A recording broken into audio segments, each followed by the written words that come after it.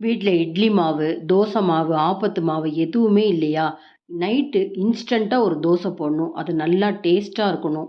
சாப்பிடறதுக்கு ஒரு ஆப்பம் மாரி இருக்கணும் அப்டின்னா, அந்த தக்காளி சேர்த்த தோசை, இன்ஸ்டன்ட் தோசை செஞ்சு பாருங்க. இந்த தோசை செய்துட்டு சாப்பிடுறப்ப பார்த்தீங்கன்னா, ஆப்பம் போல ரொம்ப சாஃப்ட்டா இருக்கும். அதே சமயத்தில தக்காளி, தேங்காய், மிளகாய்லாம் சேர்க்கிறப்ப நல்ல டேஸ்ட்டா இருக்கும். அதுக்கு பார்த்தீங்கன்னா, மிக்ஸி ஜார்ல உப்புமா செய்யக்கூடிய ரவை 2 கப்பு எடுத்துக்கணும்.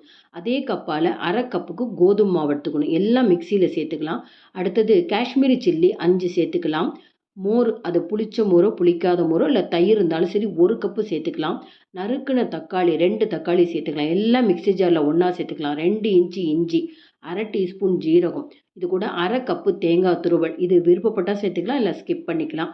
1 டீஸ்பூன் கல்லுப்பு எல்லாத்தையும் ஒண்ணா மிக்ஸி ஜார்ல போட்டு கொஞ்சம் கொஞ்சமா தண்ணி விட்டு நைஸா அரைச்சுன்னு வரணுங்க. இது ரவை உடனே அரைப்படாது. மிக்ஸி ஜார்ல ஒரு 10 நிமிஷம் அப்படியே ஊற போட்டு, அதுக்கப்புறம் கொஞ்சம் தண்ணி சேர்த்து கூட அரைக்கலாம். இது பார்த்தீங்கன்னா, தோசை மாவ விட கொஞ்சம் லிக்விடா இருக்கணுங்க. இட்லி மாவு மாரி இருக்கக்கூடாது. தோசை மாவ விட கொஞ்சம் லிக்விடா இருக்கணும். கொஞ்சம் கொஞ்சமா பார்த்து தண்ணி சேர்த்துக்கணும். இது ரவை ஊற ஊற கொஞ்சம் தண்ணி உங்களுக்கு தேவைப்படுற மாரி இருக்கும். அதனால ஊறுனப்புறம் தண்ணி சேர்த்துக்கலாம். இத அப்படியே 2 மணி நேரம் மூடி வச்சுடலாங்க. இப்ப நம்ம உடனே செய்யணும் அப்படின்னா, கொஞ்சம் அதிகமா பேக்கிங் சோடா போடணும். நம்ம 2 மணி நேரம் கழிச்சு நம்ம இந்த தோசை செய்யறப்ப, ஒரு பிஞ்ச் பேக்கிங் சோடா போட்டா போதுங்க.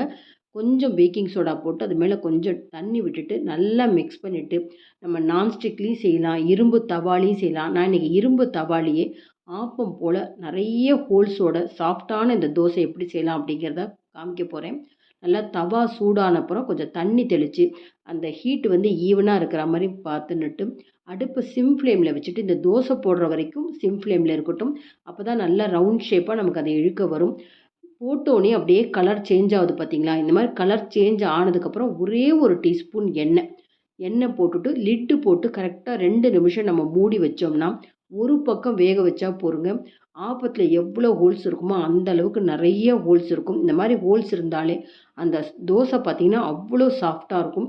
இப்ப நான் பார்த்தீங்கன்னா, கொஞ்சம் மொத்தமா ஊத்தப்பம் மாரி போடுறேன். நீங்க தாராளமா மெல்லிசா கூட போட்டு மூடி வச்சு வேக வைக்கலாம். அது கிரிஸ்பியா இருக்கும். எத்தன தோசை சாப்பிட்டாலும் உங்களுக்கு போருன்னே சொல்ல தோணாதுங்க. இந்த மாரி தோசை செய்து குடுக்குறப்ப, நம்ம தக்காளிலாம் சேர்த்துருக்கோம் அப்படிங்கிறதே தெரியாதுங்க.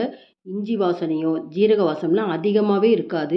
இந்த சாஃப்ட்டான தோசைக்கு நீங்க சைட் டிஷ்ஷா எது வேணா வச்சு சாப்பிடலாம். தேங்காய் சட்னி, சாம்பார், வெங்காயம், தக்காளி வதக்கி கூட சாப்பிடலாம். அவசியம் ட்ரை பண்ணி பாருங்க. ஃபுல் வீடியோடைய லிங்க் தரேன். அதையும் போய் பாருங்க. சைட் டிஷ்ஷும் எப்படி செய்யலாங்கிறத செய்து காமிச்சிருக்கேன். இந்த வீடியோ பிடிச்சிருந்தா லைக்ஸ் குடுங்க. மறக்காம சேனலுக்கு சப்ஸ்கிரைப் பண்ணி சப்போர்ட் பண்ணுங்க.